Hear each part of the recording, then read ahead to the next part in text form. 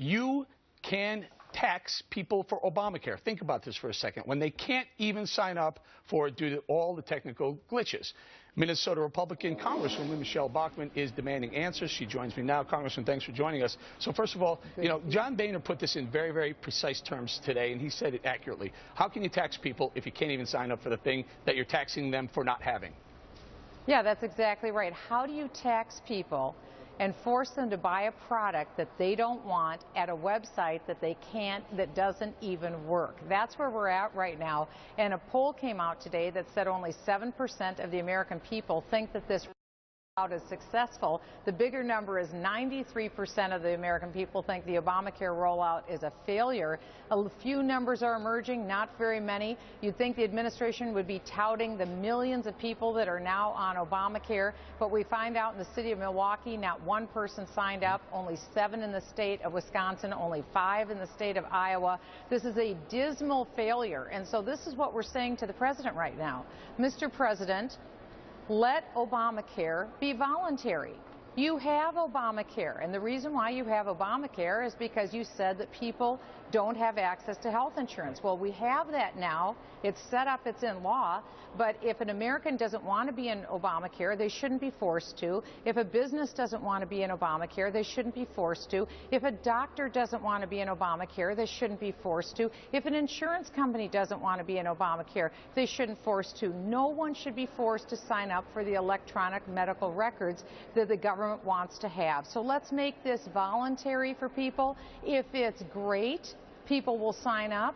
If not, people will find it another way. I think that's a reasonable compromise, and it's one that Democrats, Independents, and Republicans can all agree on. Congressman, I don't mean to cut you off. I apologize for that, but there's some breaking news today that the House, the GOP, your caucus there has sent a proposal over to President Obama saying, listen, we'll give you the debt ceiling, but we want to sit down over the government shutdown and the budget and whatnot. There's a meeting this afternoon, about 25 minutes from now, with 18 or 20, we've heard both numbers, Republicans that are going to sit down with President Obama. Can you weigh in on what you think is going to happen there?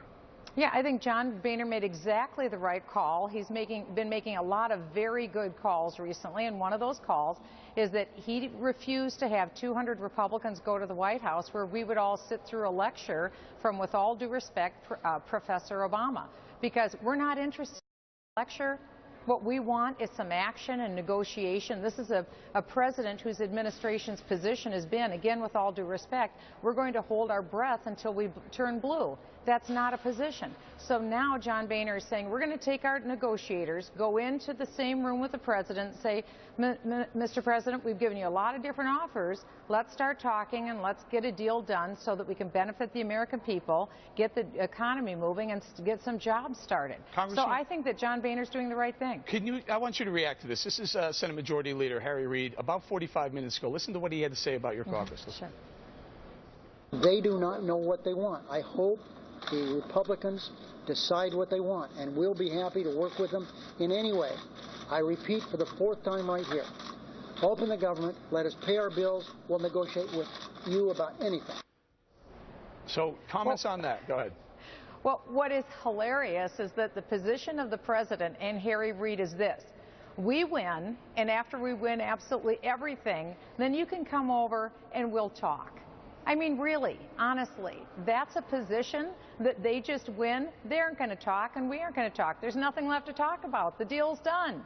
So the American people, that's an insulting comment to make to the American people. We're serious. Like I said, we put a lot of offers on the table. Now it's time for the president to actually lead and not be a passive participant and be a part of these talks. I think we're getting somewhere. I really do think that this is a positive sign today. All right, very good. Congresswoman, thank you for joining us today. Thank you, Eric. All right, so